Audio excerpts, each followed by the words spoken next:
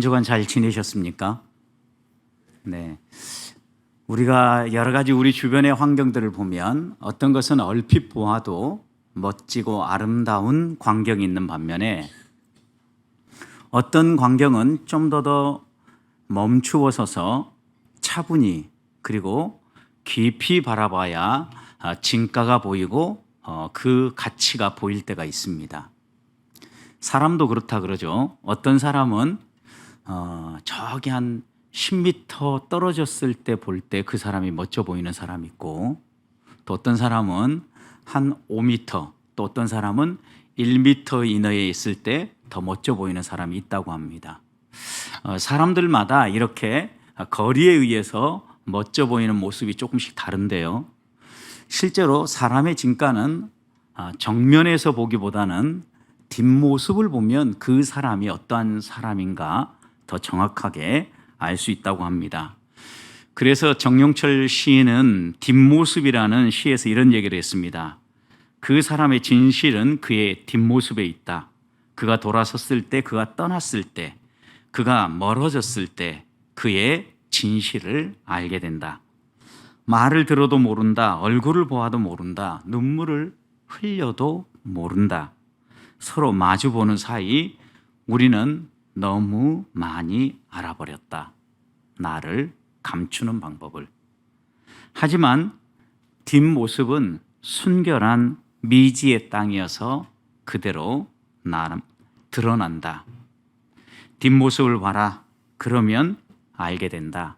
그의 진실을.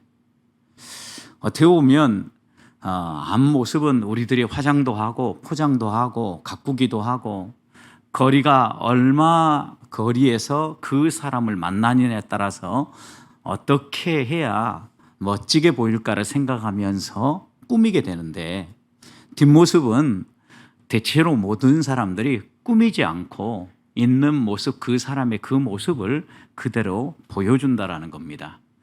그런데 뒷모습을 본다라는 것은 또 다른 의미가 하나 더 있습니다. 한 사람이 떠나고 나면 그 사람이 이제껏 어떻게 살아왔는지, 그 사람이 우리와 어떤 관계를 맺어왔는지, 그 사람이 우리에게 어떤 영향력을 미쳤는지가 떠난 후에야 비로소 느껴지기 시작한다는 겁니다. 그런 점에서 뒷모습은 진실하다라고 얘기합니다.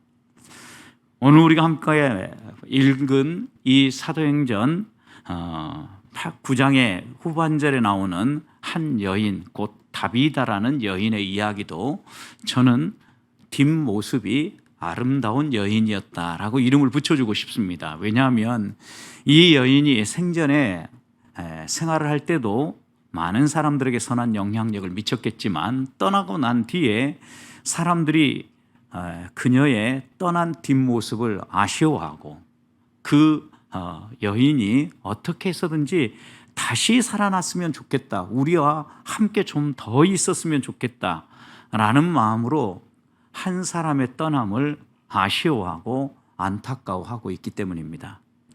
성도 여러분, 여러분들은 있던 자리를 떠나고 났는데 여러분과 함께 있었던 사람이 떠나고 나니까 야, 좀 더 있다 가지, 이런 느낌을 주는 사람입니까? 아니면 떠나가고 나니까 야, 좀 더 빨리 가지, 이제 갔어, 이렇게 빨리 가지 않은 것을, 빨리 떠나지 않은 것을 아쉬워하는 사람입니까?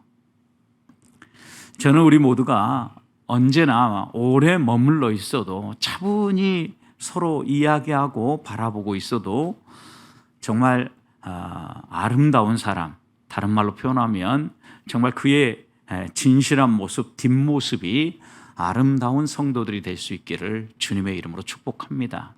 자, 그렇다면 오늘 본문에서 만나는 이 다비다라는 여인은 도대체 어떤 삶을 살았고, 또 사람들과 어떻게 관계를 맺었기에 뒷모습이 아름다운 사람이었을까요? 먼저 오늘 36절 말씀을 보면 이 여인을 이렇게 소개합니다. 욥바에 다비다라 하는 여제자가 있으니 그 이름을 번역하면 도르가라, 선행과 구제하는 일이 심히 많았다라고 소개를 합니다. 이름을 다비다라 소개하는데 이 여인이 살고 있는 도시부터 이야기를 합니다. 요빠입니다. 요빠는 항구 도시입니다. 여러분, 항구 도시는 옛날부터 과부들이 상대적으로 많았던 도시입니다. 여인들이 더 많았던 도시라는 거죠. 왜 그러겠습니까, 여러분? 남편들이 대부분 뱃일을 하다가 바다에 나가서 생명을 잃는 경우가 많았기 때문에 이 항구 도시에는 여인들이 많았고 또 과부들이 많았다고 합니다. 특별히 이런 많은 여인들을, 과부들을 사랑으로 섬기고 또 돕는 여인이었는데 그녀의 이름을 다비다다라고 이렇게 소개합니다. 아름다운 사슴, 아름다운 노루, 이런 의미를 가지고 있습니다. 어떻게 보면 사슴을 고고한 동물로 이렇게 묘사한다고 하면, 그것도 아름다운 사슴이라는 이런 이름을 가질 정도의 여인이라면 분명히 이 여인의 삶에서는 고고한 향기가 묻어나는 삶을 살았을 거라는 겁니다. 그런데 이 여인의 그 삶을 요약하는 한마디 단어가 있는데 선행과 구제하는 일이 심히 많았다라는 겁니다.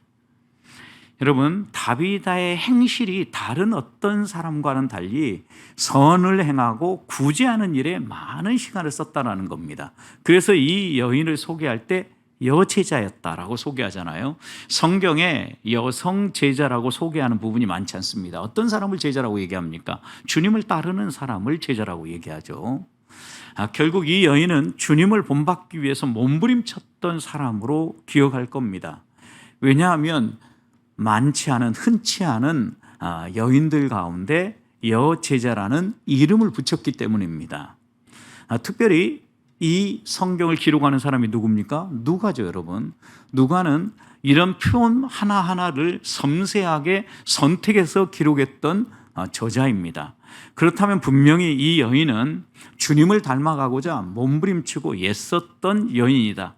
그리고 주님을 닮음에 있어서 선을 행하고 구제하는 일이 주님을 닮는 가장 좋은 길이라고 생각하고 이 여인은 이런 모습을 본받고자 했을 것입니다. 평범하게 구제와 선행을 한 거 아닙니다. 심이 많았다 그랬습니다. 다른 사람들이 상상하기 어려울 정도로 많이 행했다라는 거예요. 여러분, 부단히 이렇게 선을 행하고 구제를 하는 사람은요, 다른 모든 사람들이 다 보아도 알만한 사람이죠. 여러분, 그런데 재미있게도 성경은 이 심이 많다라는 동사의 시제를 미완료 시제로 사용을 해요. 미완료 시제라는 것은 성경에서 동작이 끝나지 않았을 때예요. 그러니까 다비다가 죽을 때까지도 계속해서 선을 행하고 구제를 하다가 세상을 떠났다, 이렇게 해석할 수 있는 표현입니다. 여러분, 그러니까 선행과 구제가 심히 많았는데 죽을 때까지 선을 행하고 구제하다가 하나님의 부름을 받았다, 이렇게 읽을 수 있다는 겁니다. 여러분, 그런데 이 다비다의 구제의 내용이 무엇입니까? 39절을 보십시오. 베드로가 일어나 그들과 함께 가서 이르매 그들이 데리고 다락방에 올라가니 모든 가부가 베드로 곁에 서서 울며 도르가가, 다비다가 그들과 함께 있을 때 지은 무엇을 보여줬어요? 속옷과 겉옷을 내보였다라는 거예요. 여러분, 속옷과 겉옷인데 어디에서 사온 속옷 겉옷이 아닙니다. 앞에 어떻게 이 속옷과 겉옷을 마련했다고 얘기합니까? 지었다라고 얘기합니다. 바느질을 했다라는 겁니다. 여러분, 그러니까 이 도르가, 다비다라는 여인은요, 바느질로 선행과 구제 사역을 한 여인이었다, 이렇게 해석할 수 있는 부분이죠. 적어도 이 여인은 거창하고 어떤 큰 일들을 가지고 이 사역을 한 게 아닙니다. 사람들을 많이 모아가지고 이 많은 사람들과 함께 일을 한 게 아닙니다. 조용히 혼자 자신이 할 수 있는 일이 무엇인가를 찾았고 그 일이 바느질이었기 때문에 바느질을 통하여서 시간 되는 대로 속옷을 한 벌 떠고 또 겉옷도 한 벌 뜨고, 이렇게 반복해서 옷을 뜨고 또 떠서 그 주변에 있는 여러 과부들을 쉼없이 섬기고 쉼없이 나누어 주었던 사람이었다는 말씀입니다.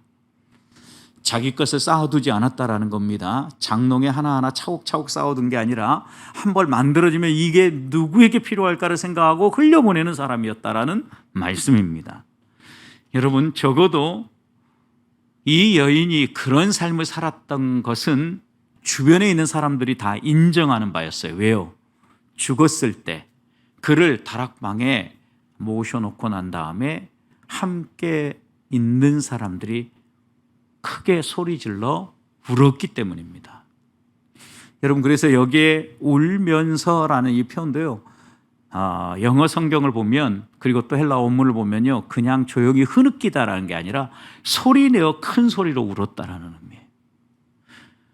적어도 이 여인이 어떻게 그들을 섬겼는지 그들의 속옷 겉옷이 하나의 증거였기 때문에 그들은 큰 소리로 울면서 다비다의 떠남을 안타까워했던 것입니다. 성도 여러분, 우리들이 이 세상을 살아갈 때 어떻게 살 것인가, 이 부분에 대해서 우리는 하나 꼭 기억해야 될 것이 있습니다. 한 해를 마무리하고 또 한 해를 정리하는 이 길목에서 과연 내 주변에 있는 사람들은 나를 어떤 사람으로 기억할 건가 생각해 봐야 합니다. 다비다는 떠났을 때 그녀를 선행과 구제가 심히 많았던 여인으로, 선을 행하고 구제를 행함으로 주님을 닮고자 애썼던 제자로 기억했다라는 겁니다. 우리 주님께서 구제가 얼마나 귀하고 중요한지에 대해서 누가복음 12장 33절에서는 이렇게 얘기했습니다. 너희 소유를 팔아서 구제하고 낡아지지 않는 배낭을 만들라고 그랬어요. 이 말씀이 무엇입니까? 우리의 소유를 팔아가지고 구제하고 다른 사람을 섬기는 이 일은 낡지 않는, 닳아지지 않는 배낭을 준비하는 것과 같다라는 거예요. 도둑이 없고 좀 쓰지 않는 하늘 창고에 쌓는 일이다. 우리 주님이 분명하게 이렇게 설명하신 거예요. 우리도 한 해가 마무리되어가는 이 길목에 과연 우리는 한 해를 무엇을 위해서 달려오고 나는 무엇을 위해서 나의 에너지와 재능과 시간과 물질을 사용했는지 돌아봐야 된다. 분명히 오늘 본문에서 만나는 이 다비다는 돈이 많은 여인이 아닙니다. 시간이 다른 사람보다, 보통 사람들이 24시간 가졌다면 이 여인은 48시간을 가진 사람이 아닙니다, 여러분. 여느 사람처럼 손도 2개였고 손가락은 10개였고 여느 여인들처럼 연약한 모습을 한 그런 여인이었을 겁니다. 그러나 그녀의 마음 가운데는 우리 주님이 원하는 게 무엇일까를 항상 생각했기 때문에 주님의 마음을 본받고자 쉼없이 자신이 할 수 있는 작은 일, 바느질을 통하여서 주변에 섬겨야 될 사람을 찾고 계속해서 속옷과 겉옷을 지어 섬기는 사람이었다는 겁니다. 저는 한 해를 마무리하면서 우리 주변에 정말 우리의 섬김이 필요한 사람, 내가 주님을 닮아감에 있어서 내가 가지고 있는 걸 가지고 함께 나눌 수 있는 것이 무엇인가를 생각하면서 다비다처럼 이 사람이 정말 주님을 닮아가는 제자입니다 라고 말할 수 있는 주님을 닮아가는 모습이 우리의 삶에 있는 그런 여인들이 되고 그런 성도들이 될 수 있기를 주님의 이름으로 축복합니다. 그렇다면 이 다비다가 떠남을 사람들이 안타까워한 데서 끝난 게 아니라 다비다가 간절히 회복되기를 원했고 살아나기를 원했고 실제로 이 다비다는 생명을 돌려받았다라는 겁니다. 다비다가 어떻게 생명을 돌려받았습니까? 37절을 보십시오. 그때 병들어 죽음에 그랬어요. 여러분, 다비다처럼 선행을 많이 하고 주님을 닮아 살고자 몸부림쳤고 주님 닮은 모습으로 가득 채워져 있었던 이 여인도 질병은 찾아왔고 또 어떻게 됐어요? 죽게 되었다라는 겁니다. 여러분, 치유해 주시고 이런 사람은 조금 더 오래 살게 해 주시면 좋겠잖아요. 그런데 하나님 불러가셨어요. 그런데 이렇게 떠났을 때 사람들은 이 다비다를 어떻게 합니까? 시체를 깨끗이 씻어서 다락에 누였다라는 겁니다. 여러분, 이 얘기는 장례의 절차를 치르기 위해서 준비했다는 의미가 아니에요.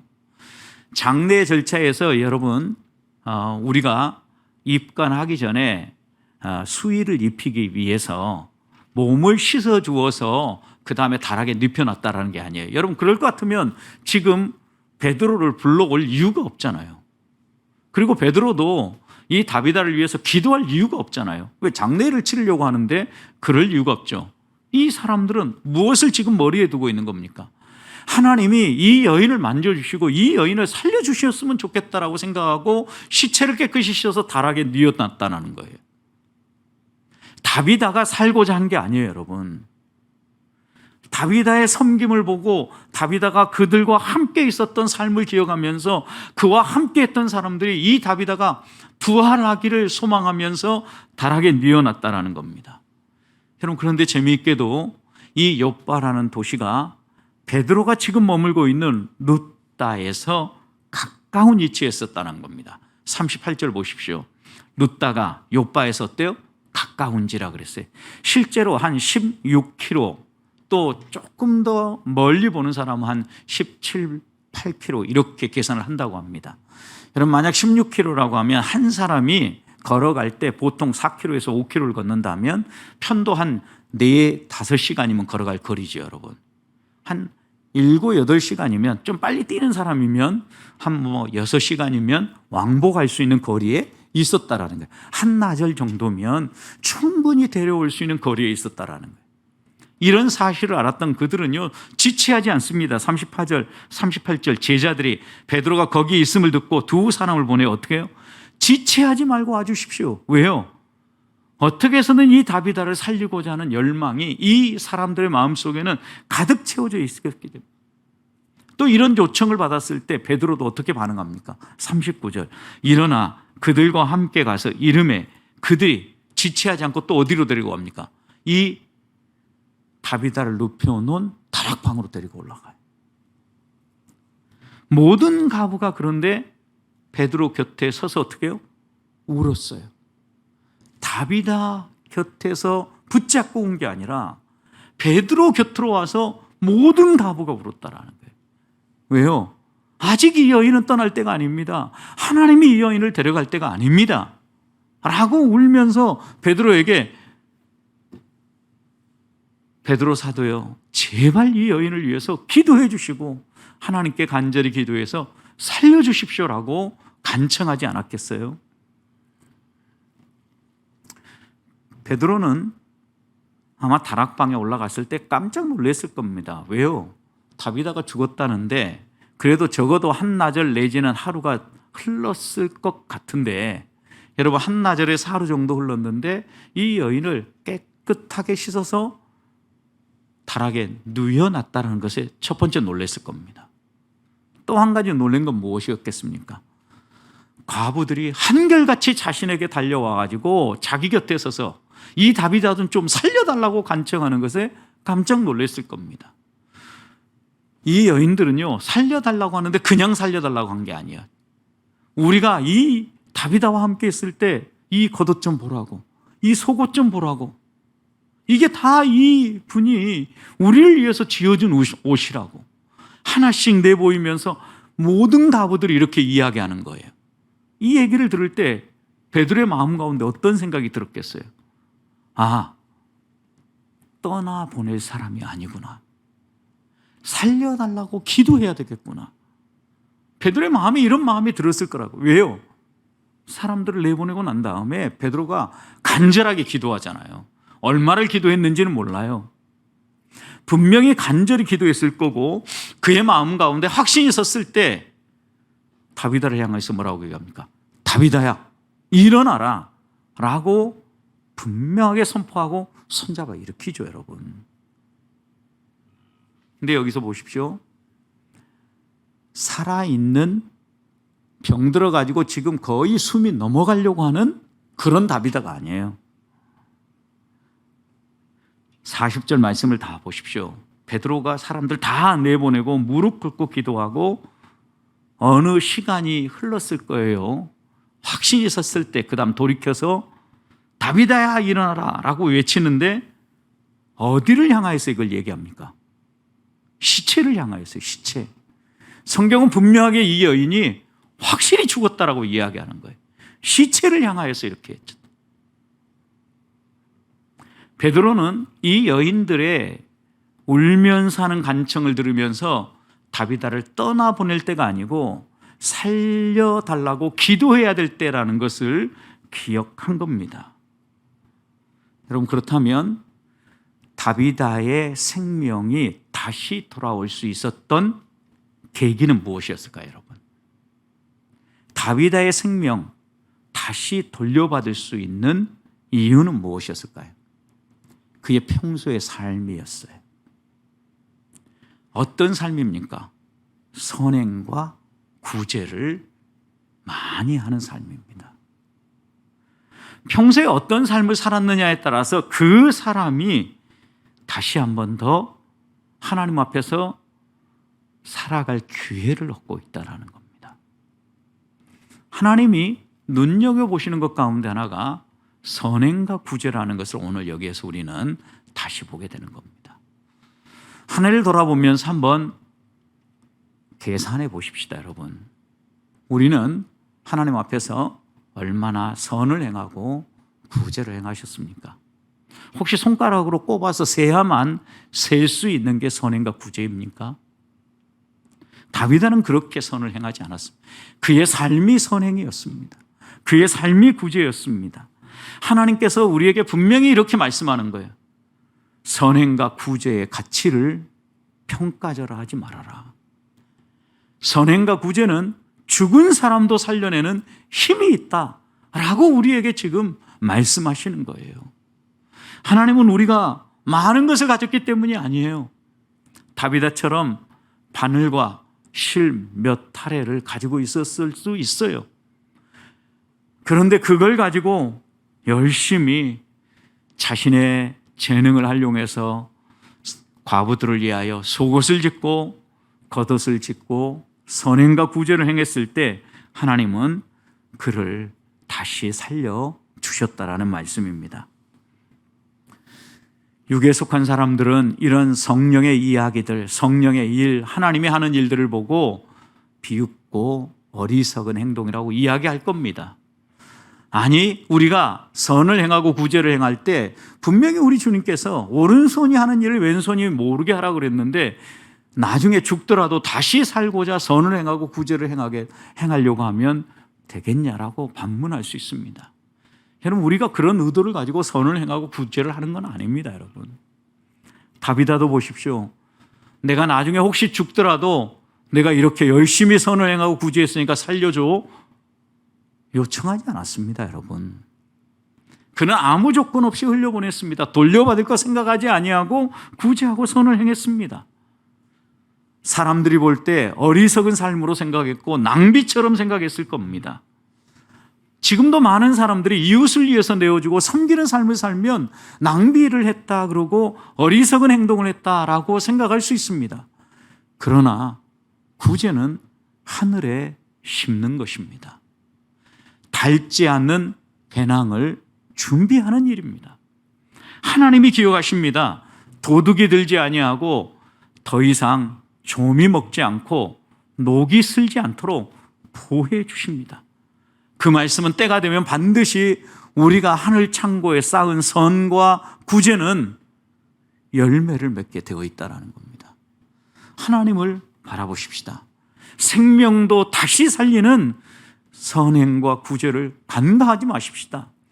이 연말에 우리 주변에 우리가 다시 한 번 더 섬겨야 될 사람은 누군가, 아니 내 삶의 선행과 구제가 나의 삶이 되도록 회복해야 될 것은 무엇인가 돌아보면서 한 해를 마무리하고 새해를 여는 길목에서 다시 한 번 더 하나님이 우리에게 주신 것들을 가지고 우리의 이웃들을 오늘 본문에서 만나는 다비다처럼 섬기며 살아가는 성도들이 되시기를 축복합니다. 한 사람만 살려내는 게 아닙니다. 구제와 선행은 막대한 영향력을 미치는데 42절 보십시오. 이 일로 말미암아 온 요파 사람이 다비다에게 일어난 이야기를 들어서 알게 되었어요. 그리고 그 다음 어떤 일이 벌어집니까? 많은 사람들이 주를 믿게 되었어요. 모든 사람이 믿었다라고 얘기하지 않아요. 다윗의 이야기를 들은 사람이 다 믿은 건 아니에요.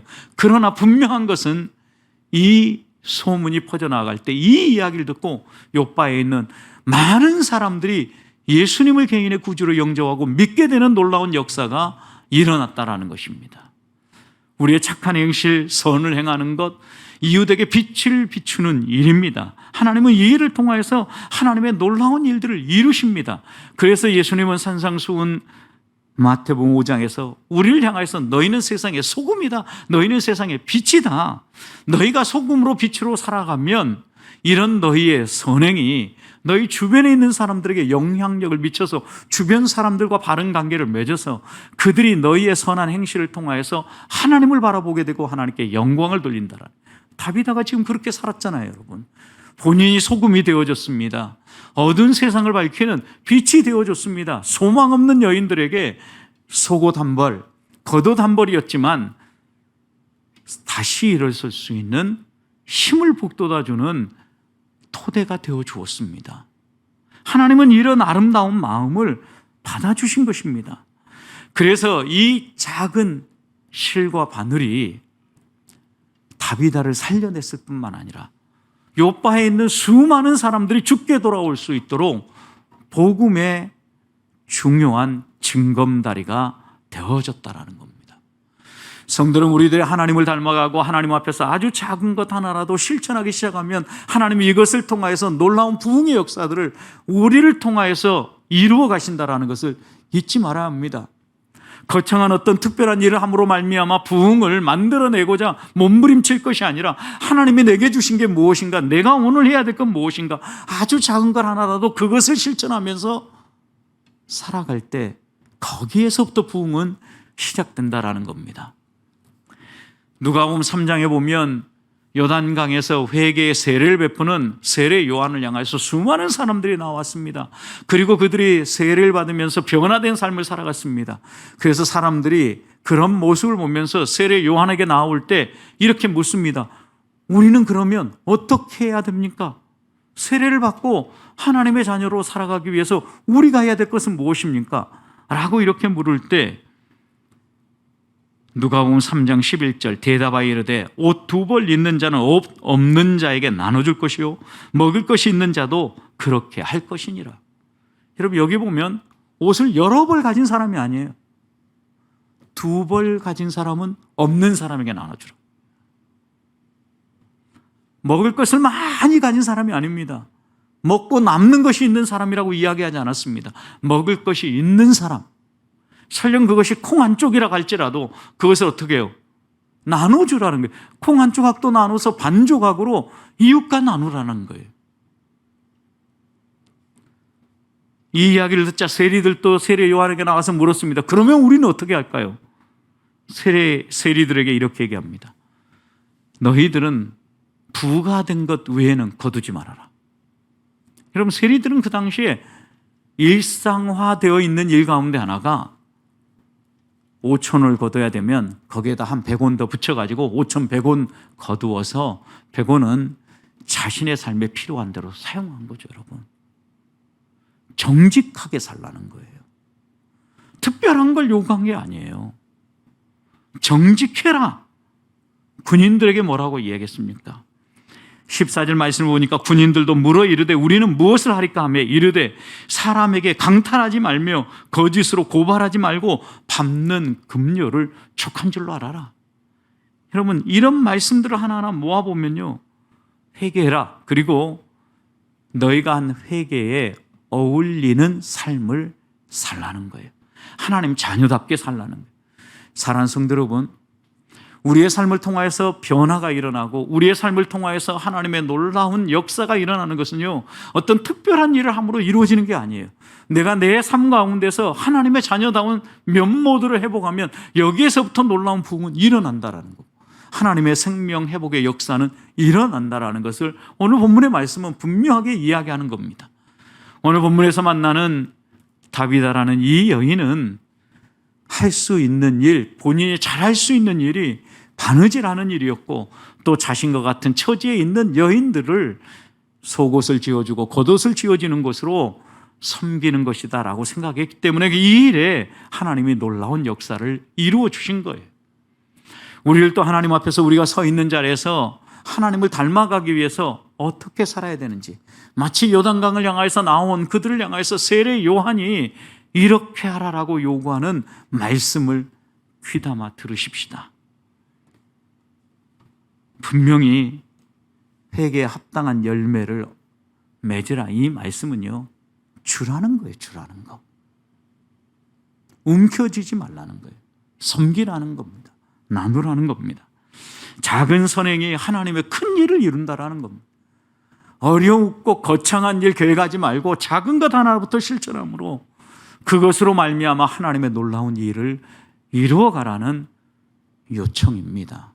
이 밤 하늘을 마무리하는 길목에서 다시 한번 나는 어떻게 내 삶을 살아왔는지 돌아보면서 아주 작은 것 하나라도 오늘 본문에서 만나는 다비다처럼 변함없이 꾸준히 멈추지 않고 주님이 부르시는 그날까지 섬김으로 말미암아 하나님께서 우리의 삶을 통하여서 작은 헌신을 통하여서 놀라운 회복의 역사, 부흥의 역사를 이루는 경험을 하는 성도들이 되시기를 주님의 이름으로 축복합니다.